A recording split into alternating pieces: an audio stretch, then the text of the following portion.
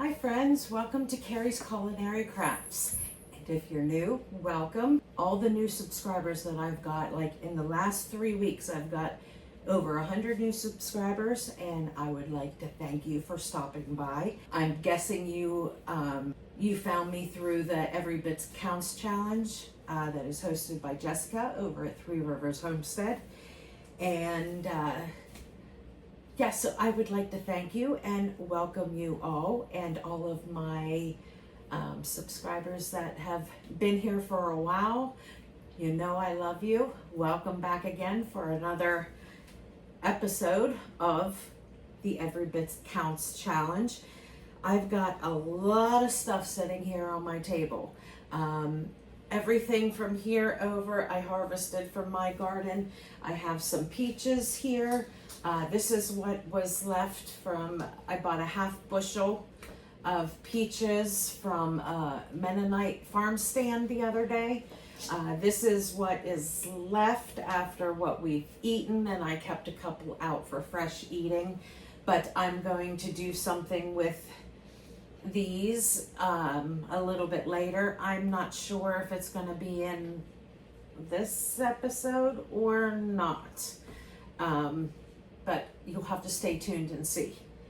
Okay, so there is peaches. All of these tomatoes here, I have Roma tomatoes, and I have some slicing tomatoes as well as some heirloom tomatoes here. And I have, those are the last two zucchinis from my garden. This is the last cucumber from the garden. We are replanting those two this weekend. And I have a big bowl of habaneros here. So, and we're going to do something with those. And I have a bunch of herbs here. I have some basil, which I've already picked the leaves off of. And I have some oregano here.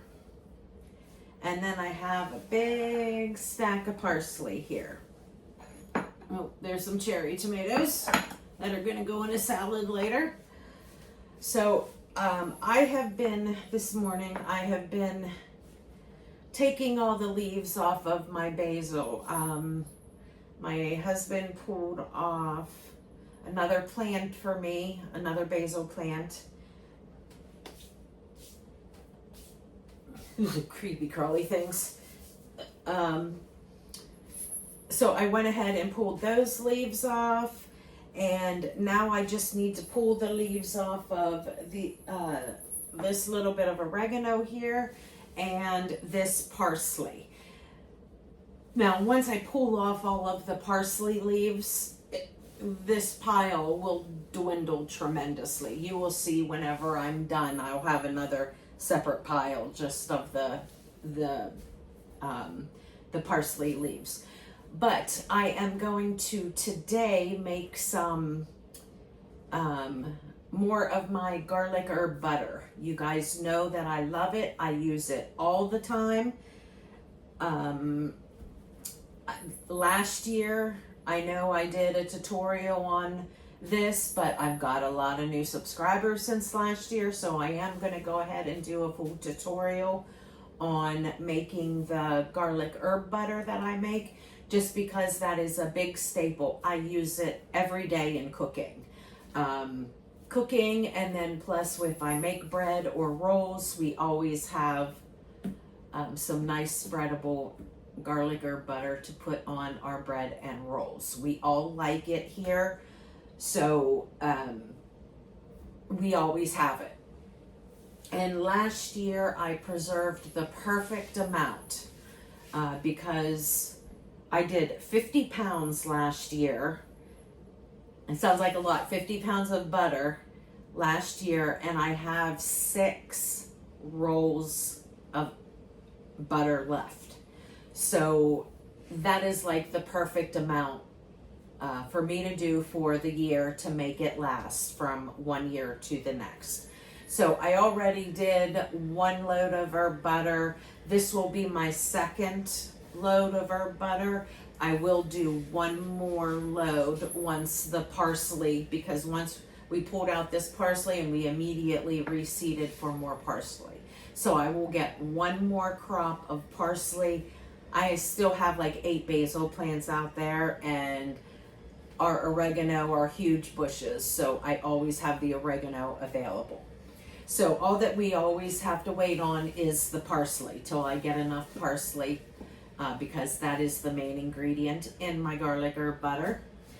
So yeah, so in this video I am going to be making the garlic herb butter. I have another 15 pounds of butter that's sitting over there softening up in my big Habanero bowl.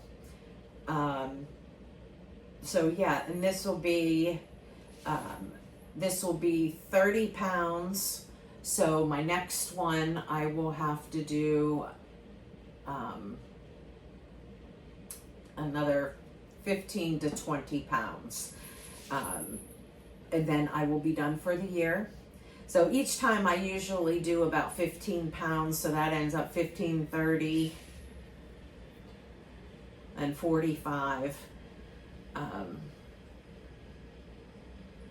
So yeah, anywhere between 45 and 50 pounds. So, okay, we're gonna go ahead and I am gonna continue doing what I have been doing.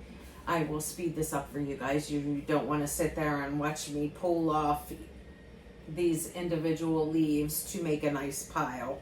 So I will speed this up for you guys. And yeah, I'll see you back in a bit.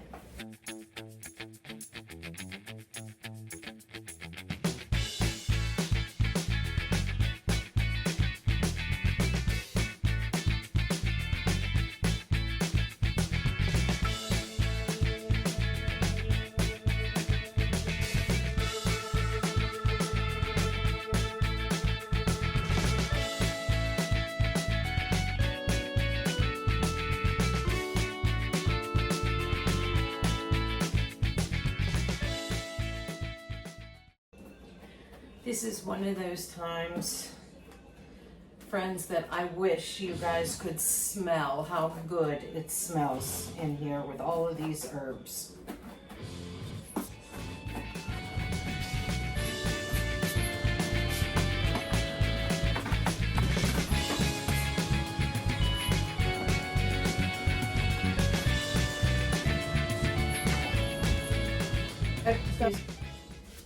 Yes, I'm still doing a lot of sitting down because I'm still having major back issues.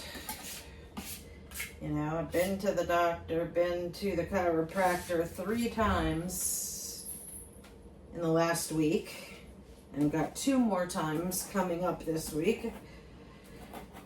It's a little messed up. So I'm seeing a neurologist over that and my neck, etc., to hopefully help with the whole hands issue.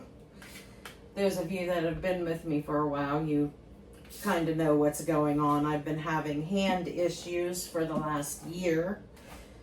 Well, actually 2 years, but and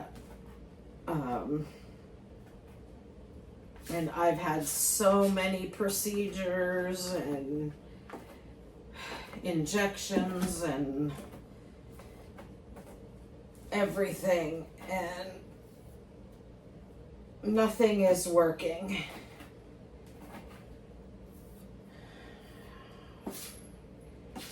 So I found at least a pain medicine that helps me at least get through my days. Doesn't take all the pain away, of course, but I would like to get to the core of the problem instead of taking pain meds, if you know what I mean. But I will do what I gotta do. My husband and son should be back pretty soon. We're back to baseball season. It's fall ball season. And my husband took my son out for some batting practice. And when he comes back, when they come back, I'm gonna have them harvest me a little more oregano because I'm gonna need a little bit more of that for my herb butter. And I'm just chopping all of these up as small as I can. I don't want to use a food processor because I don't want it to like turn into a parsley paste or a basil paste or anything like that. I want the herbs to stay herbs. So I am just manually cutting them into small pieces. I mean, you have to think about it. When you have some herb butter, you don't want an entire parsley leaf in your mouth. And that's why I take the time to take the stems off. You certainly can eat the stems on parsley. Excuse me. But if you get a big stem on your bun that you bread or bun that you buttered for dinner, you get a big stick on there, it's not going to be very pleasant in your mouth. So I did take the time to get as many of the little stems out of there as I could. And then if there are any stems left in here, hopefully I'm chopping them up really tiny so they won't be noticeable. And you know, I'm doing this garlic herb butter in such a big quantity. So just remember, if you're doing a smaller quantity, it's not going to take you this long. You know, I'm using 15 pounds of butter, so I need lots of herbs. And maybe I'll remember to measure this time before I put them in there. You know, I just eyeball it. I know because of the fact that I always do 15 pounds at a time, I just eyeball it. I know what I need to put in there. So maybe I'll actually measure it for you guys this time.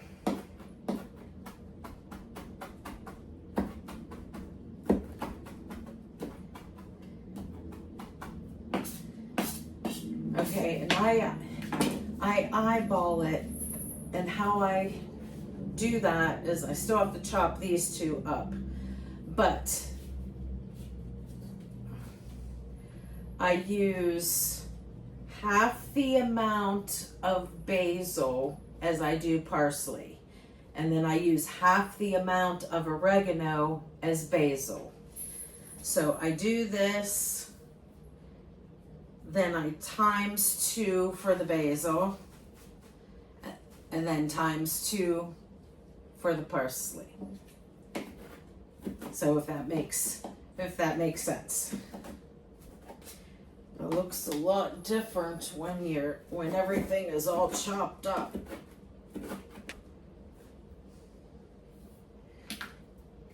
Well, but I do remember something that I forgot to get out. I need to get out several garlic pucks.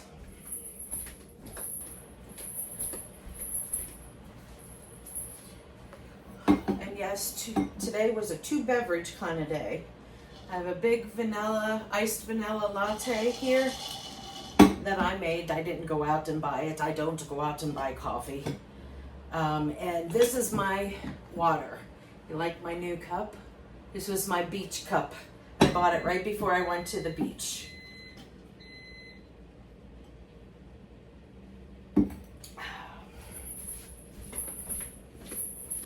Okay, so I got out my garlic pucks here, and what I did was I got 2 pucks per 3-pound block. So there were 5 blocks there, and I got 10 garlic pucks.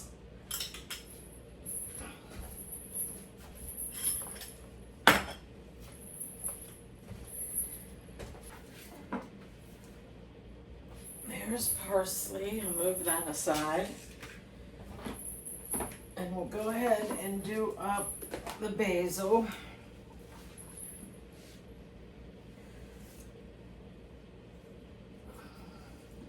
I'm pretty sure I'm gonna need more oregano, so I will gonna have my son or my husband go out and get another handful of oregano, because that looks a little light. Oh.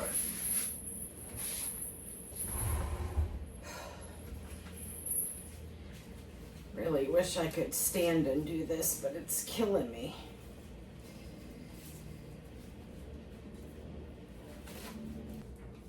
And the same with the basil. I just want to chop it really, really small. It smells lovely. I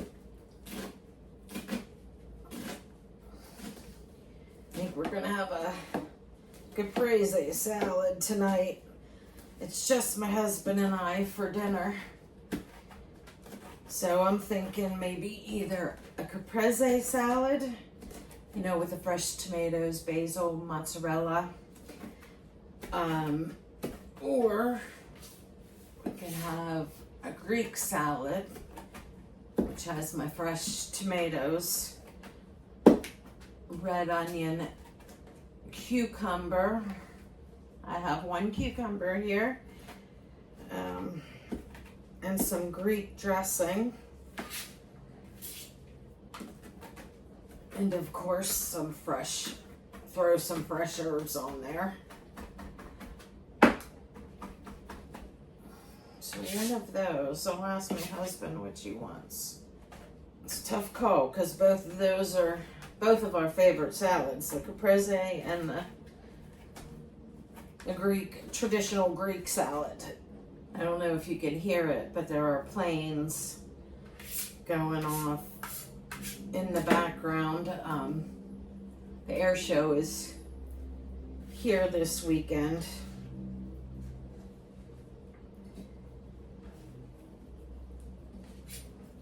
And they've been going all weekend long, doing a lot of practicing yesterday.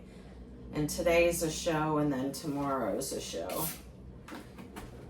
So lots of planes and jets going by overhead. Hi guys. You know what they say. How was hitting? Okay. I had bangers. You hit dingers? No, we didn't. No? I almost hit myself in the face. Well, that's not good. Okay, I need a favor from one of you. I need just a little bit more oregano. Everything takes a bit. The scissors are here, honey. A very long time when you're sitting down and you hurt. I can't stand to cut anything because I'm leaning over, so the pressure on my back, I can't do it.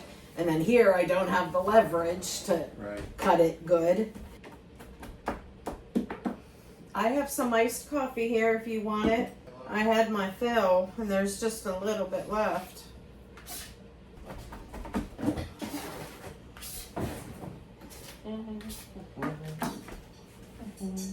Perfect, perfect, perfect. Thank you very much.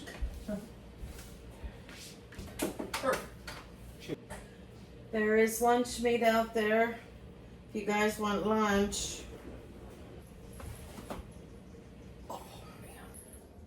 Okay, so I have my 15 pounds of butter here. This is my giant bowl, and it's nice and soft, so it's easy to mix things up. Also got some gloves on because it's actually best to do with your hands. Okay, so the first thing I'm going to do is go ahead and add in my garlic. Now, like I said, I had 5 rolls in here. I do 2 per roll, so I had 10 garlic pucks in here. Now I'm going to go ahead and measure it out for you guys because I have no idea exactly how much it is because I always just eyeball it. I just make it often enough that I just know how much to put in there, but I never really knew exact measurements, but I'll give them to you guys. Okay, so that garlic is about 3/4 of a cup if you pack it down. So about 3/4 of a cup of fresh garlic.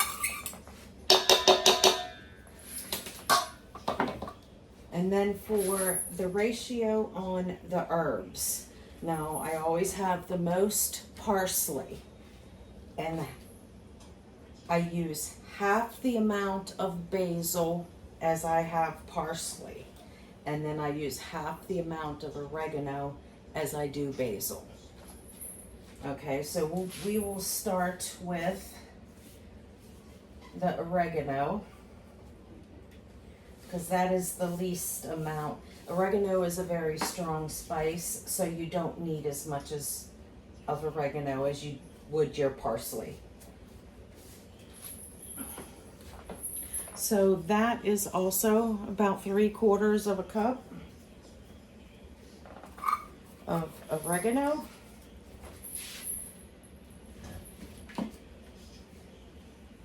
Now this should basically be about 1.5 cups if you want to double the amount of oregano.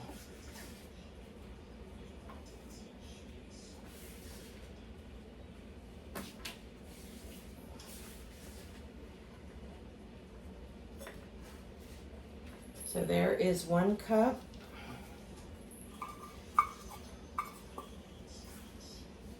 And I want at least 1/2 cup.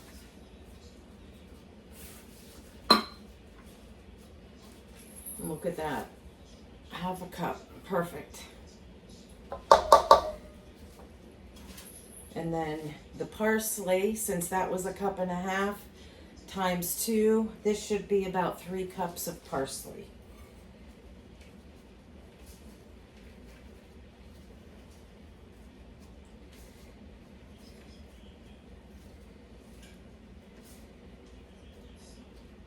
There's 1.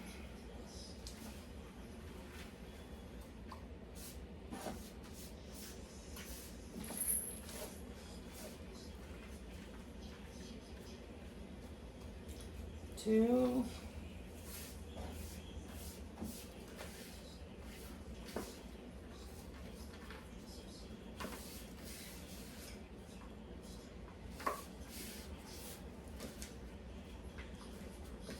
All right, look at that. Can't get any more perfect than that. 3 cups.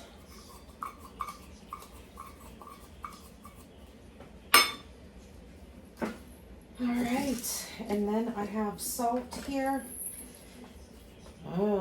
I just normally just sprinkle some, so I'll use this tablespoon. We'll see how much we use. Just 1 tablespoon,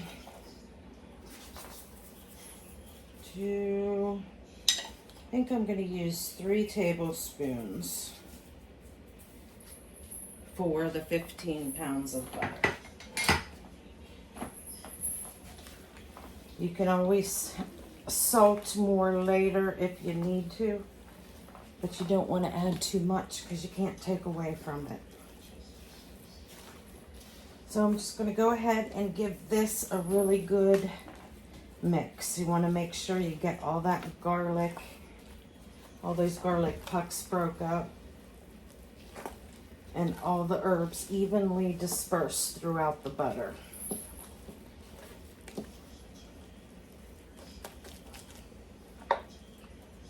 And this is why in a minute here I'm going to do it by hand, so then I can feel if there's any garlic pucks that aren't broken up.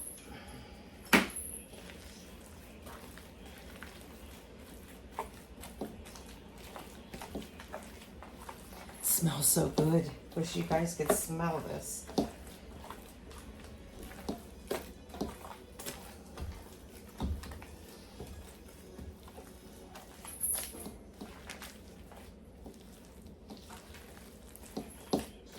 And when you do this, you can play around with the amounts of herbs that you guys use.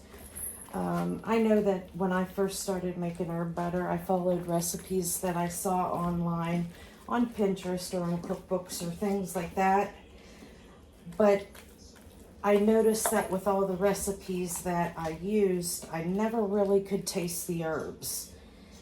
And if you're going to make herb butter and go through the process of doing it and use your,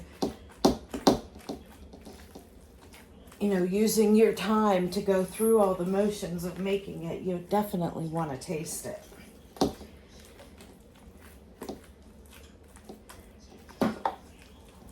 So you'll just have to play with it and see what works for you. All right, I think we're good to go. I think we're nice and mixed up. I didn't feel any garlic that needed to be separated.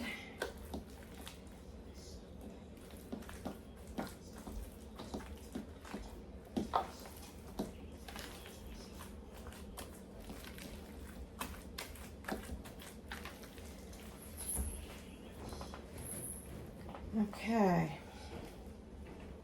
and what I'm gonna do, or maybe I'll have my son do it, since I hear him coming down the steps.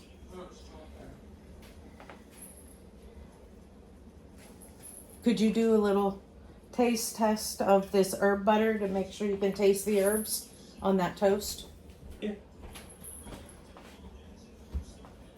Toast that's left over from this morning. I just want to put a little bit of the herb butter on it and he can taste it. That's a lot of it. Just to make sure you can taste the herbs.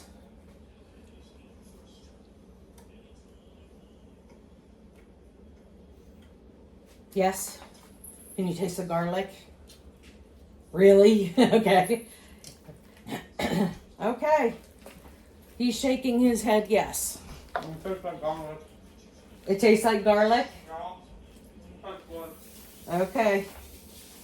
He says it tastes good and he can taste the garlic.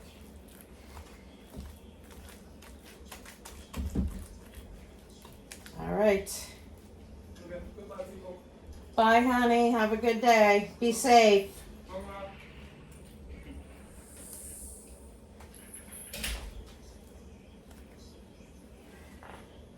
And there you have it. That is our garlic herb butter. Now all I'm going to do is I'm going to go ahead and put them into, they're like half-pound logs, and I'll wrap them up in some deli paper that I have, and then they'll be stuck in the freezer.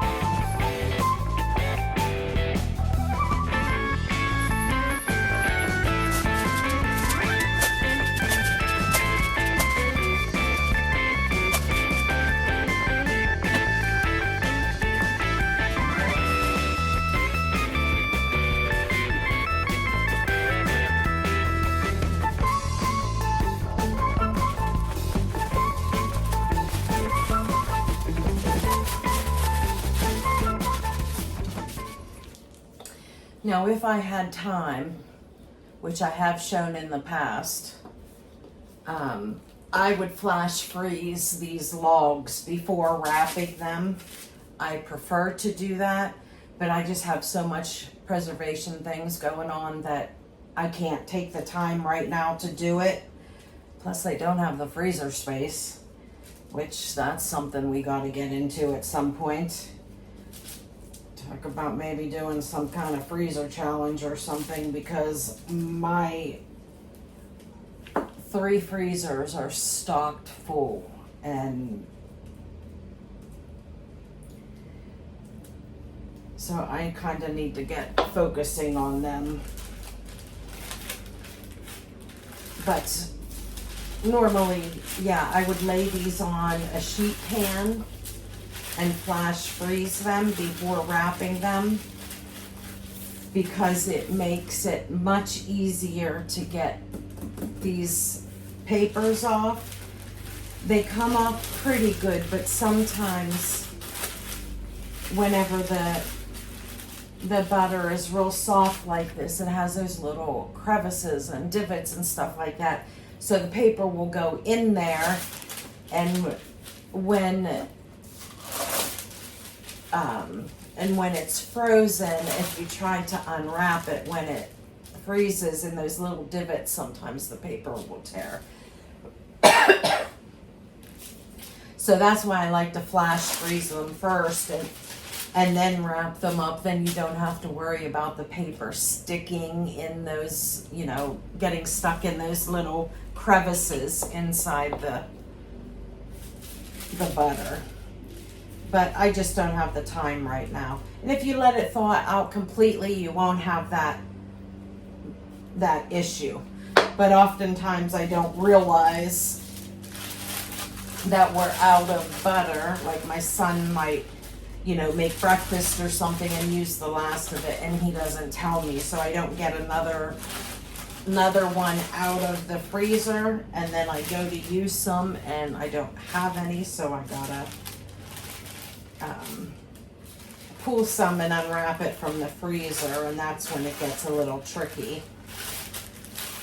But most of the time I will just take out one of these logs, like when I'm running really low in butter, because half of one of these logs I'll keep in the refrigerator, and then the other half I have a butter dish and I just keep it in there. So we have some nice spreadable butter with dinner and so forth, and I can grab from there whenever I'm cooking and stuff like that. So yeah, I will just put like a half of one of these logs in the butter dish and then keep the other half in the fridge, and then when it gets low, then I'll add the other half to the butter dish. And also when you flash freeze them, you won't need to double wrap them like I'm doing here, because it's so soft. Just like some of that butter seeps through the paper, so that's why I'm double wrapping it. But if I would flash freeze it, I'd only need to single wrap it, because it's already frozen and you won't have any seepage or anything like that going through the paper. And you'll notice that I do some of these bigger, some of them smaller. Like for example, this is a small one. These are what I usually will give away, like when my mom needs some. My mom is now by herself, so she doesn't often cook for herself. She, you know, goes out with dinner with some of her friends and stuff like that, and but once in a while she does cook for herself. So when she needs some herb butter, she only needs just a little bit, because a little bit will last her a long way. So that's why I do some smaller, so when she asks for some, I have some prepared for her.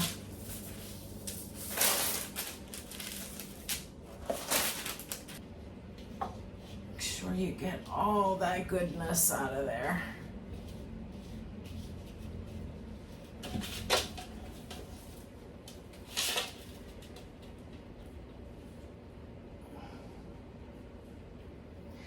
Now when you make herb butter, you can throw whatever kind of herbs you and your family like. Sometimes I'll make some, like a sage butter for, specific recipes. But I don't use it that often. Sage is not a spice that we use that often, but I do use it sometimes in the winter months. And so I might make a sage butter. And usually I do that on an as needed basis. Like I don't make a big quantity of it and have it in the freezer. Because I have a sage bush and it pretty much lasts throughout the winter months. So when I know that I'm gonna need it, I will go and grab some sage and make some sage butter before my sage plant like freezes and goes dormant. Really doesn't do that until January or February. Those are our coldest months here in southwestern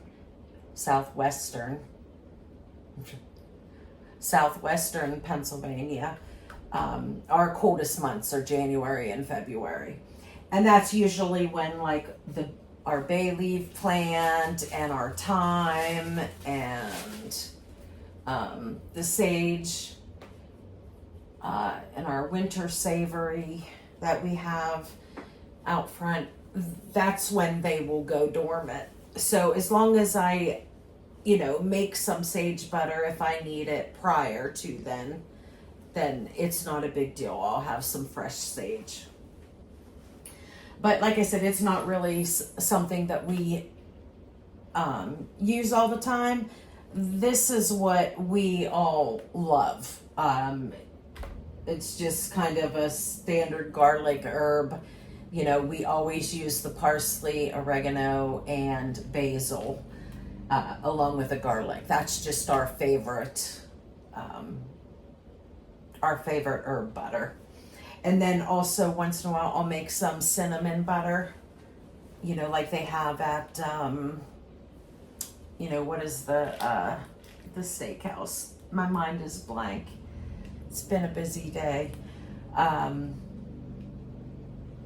But I'll make some cinnamon butter sometimes. But this is like our butter for everyday basis. We very rarely use plain butter, only because I have, this already made. I do use the plain butter in all of the, like, baking and stuff like that, of course. Or if I need, like, an exact amount of butter that I wouldn't want to use necessarily herb butter. That way I can use the sticks and say if I need 8 tablespoons, it's right there. But, okay, I am going to, that's it for the herb butter. I know this was a full tutorial, so it was a little bit longer. I was hoping to do a couple things in this video, but what I'm going to have to do, I'm going to have to go and edit it and stuff just to see how long it is, because if it's getting too long, then I don't want to start another project for this video. But if it's not too bad, because I did like a lot of time lapse and stuff like that with this video, but if it ends up being not too bad, then I will go on to the next project. But if not, then you will see the next project in the next video. So for now, I'm going to go ahead and close here.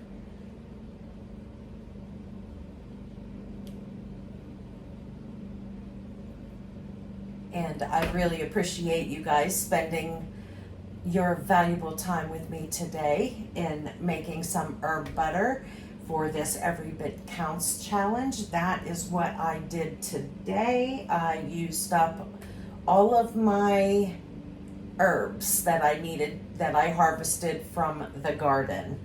I cut all the parsley, brought in one basil plant, and cut off the oregano from the bushes. Our bushes over winter, so I don't need to like cut them all down or anything like that. So I appreciate you guys being here today, and I will see you in the next one. Bye, friends. Remember, hit that thumbs up, and if you haven't already, hit that subscribe button down below. I'd love to have you join us.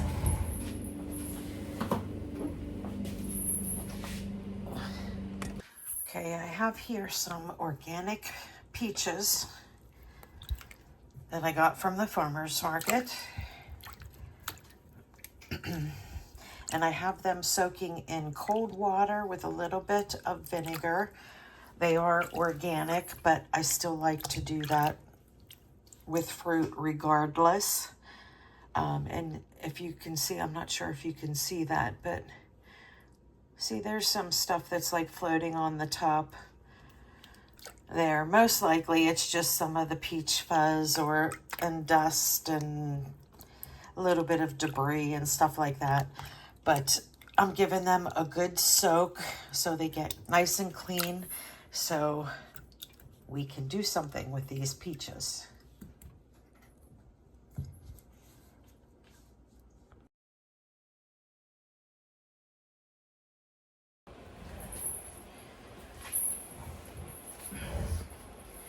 Okay, friends, I am back, and we are going to do our next preservation project. I have some peaches here. These are not my peaches. I purchased them from a Mennonite farm stand. So I have 8 pounds of peaches here.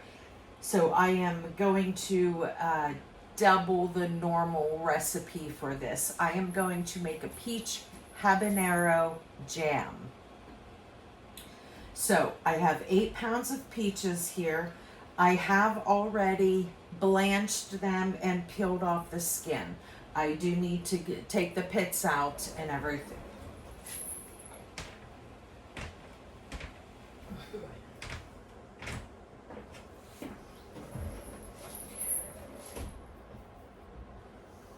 I have already blanched them, which means I put them into boiling water. I let them in rolling boiling water for about 30 seconds. Then I pulled them out and put them in an ice bath. Okay, so I went ahead and took off the skins. I still need to get in there and cut them up and take out the pit. Now, we're not throwing away the skins or the pits. Save those. I'm going to show you what you can do with them.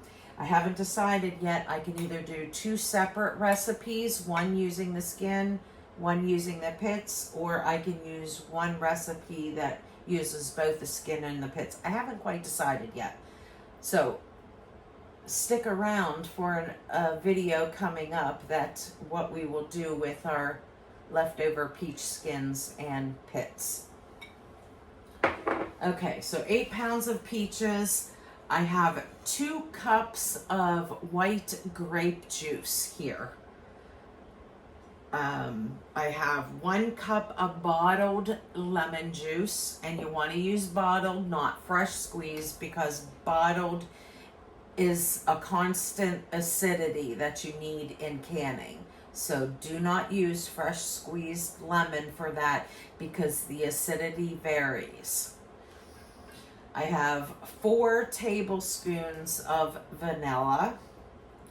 I have 2 teaspoons of turmeric. And I have a bunch of habaneros here from my garden. I have not cut them yet, but for this recipe, I will need 1 cup of habaneros. So I'm not sure if that's going to be all of them, or we'll see once I cut them up. 8 cups of sugar. Now remember, I'm doubling this recipe. And I will need 2 boxes, the pink box, which is the low sugar variety of pectin.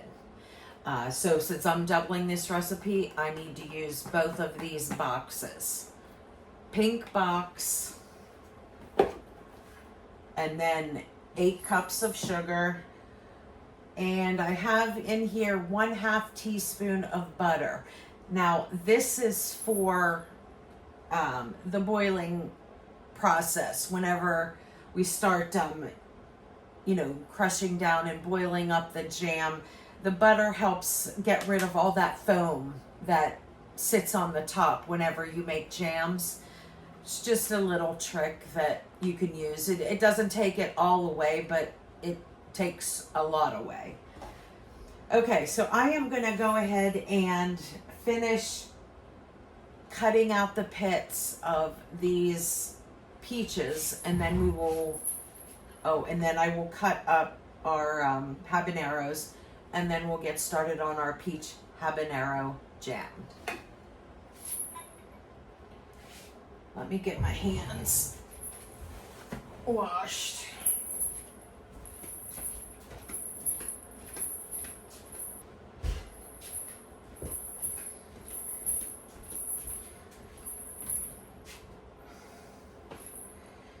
Okay, now I'm gonna put my lemon juice in here so my peaches don't turn any more brown than they were already getting.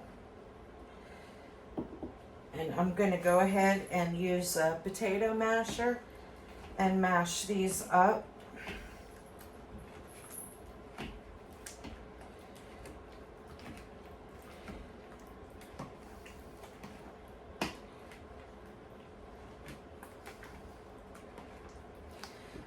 Probably could use my immersion blender on this.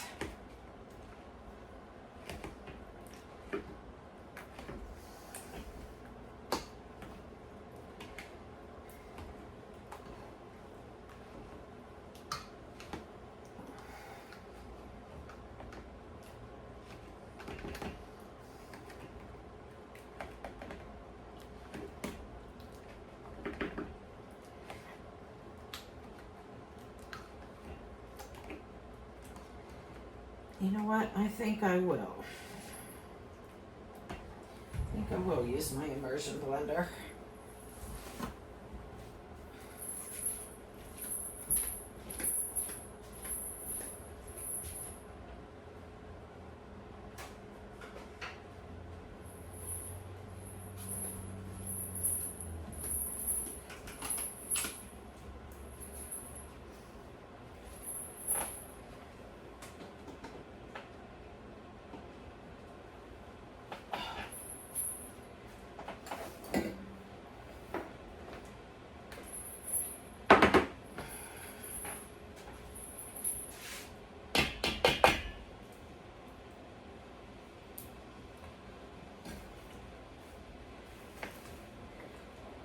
Temptation is real. I so have to taste this. Yum. So good. Okay, now I'm going to go ahead and mix the rest of the juices in here, not the vanilla. But I am going to mix the juice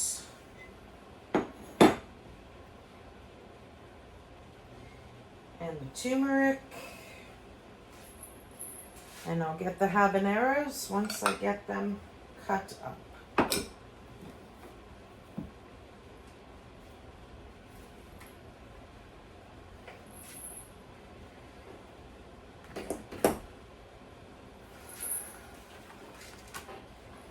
And I got my gloves. Nope. All right.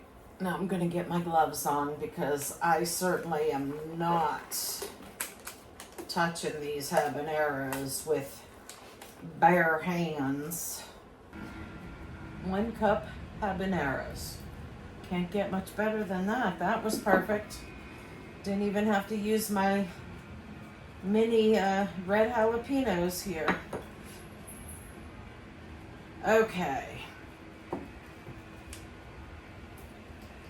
put those in and I'm going to give that another blend.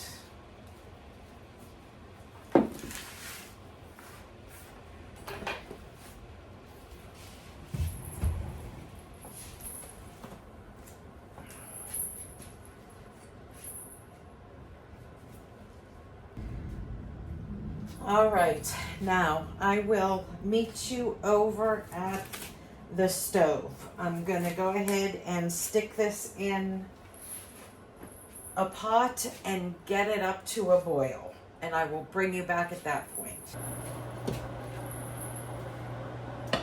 Okay, I'm gonna go ahead and put my pectin in.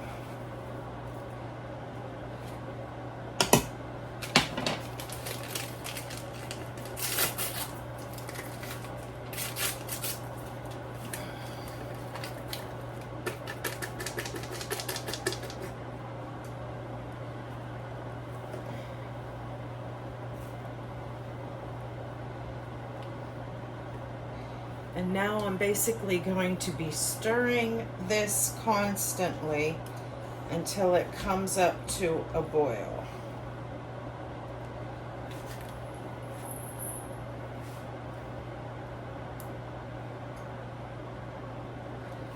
And once it comes up to a boil, then I'm going to go ahead and add in my 7 cups of sugar. Okay, we are now at a boil, so I'm going to go ahead and add in my 7 cups of sugar.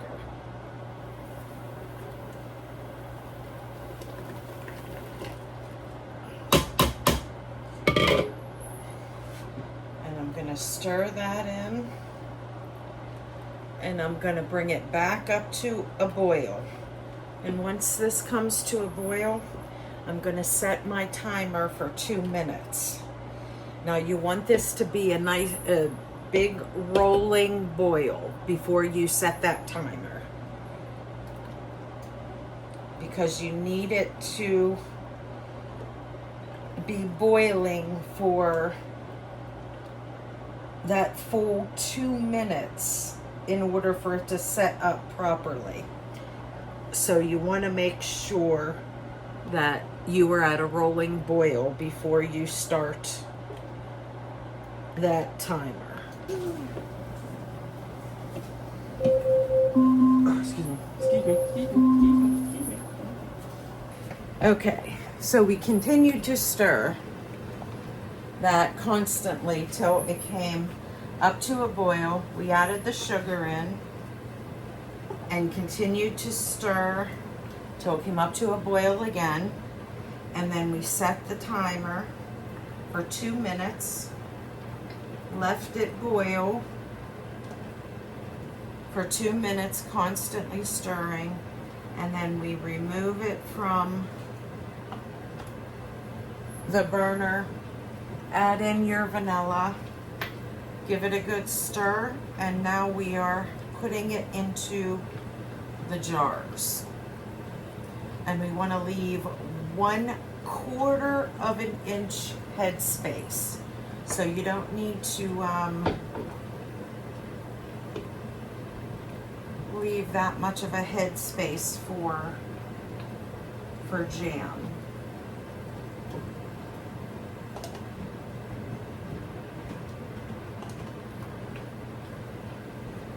You know, unlike most things that you can up, you have to leave a 1-inch head space. This one you do not. Okay, very important. Make sure you wipe off your rims with some vinegar So none of that sticky residue is on there that will prevent your lids from sealing. And there is our peach habanero jam.